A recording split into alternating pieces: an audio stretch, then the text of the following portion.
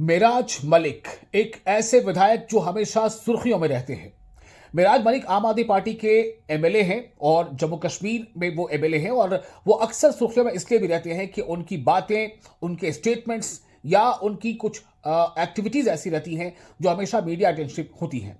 अब नया मामला यह है कि मेराज मलिक के खिलाफ आरटीओ ने एक बड़ी कार्रवाई कर दी है और कार्रवाई ये की है कि 3 महीने तक उनके लाइसेंस को यानी ड्राइविंग लाइसेंस को रद्द कर दिया गया है। वजह क्या है? वजह यह है कि मेराज मलिक बिना हेलमेट के बाइक चलाते हुए देखे गए और जिस बाइक को वो चला रहे थे उस बाइक पर उनके पीछे भी कोई बैठा था और मेराज मलिक ने हेलमेट पहन नहीं रखी थी। अब चूंकि मेराज मलिक एक एमएलए है यानी कि एक कानून को है, वो लेजिस्लेटिव का हिस्सा है, वो जहां पर कानूनें बनती हैं, तो एक ऐसा शख्स, एक ऐसा जिम्मेदार शख्स जो एमएलए हो और वो खुद जब कानून पर अमल न करे तो जाहिर है सवाल तो खड़े होते हैं। अब आरटीओ ने ये जो एक्शन लिया है तो इससे मेराज मलिक के लिए मुश्किलें तो पैदा होंगी, क्योंकि 3 महीने के लिए उनका ड्राइविंग लाइसेंस रद्द किया गया है।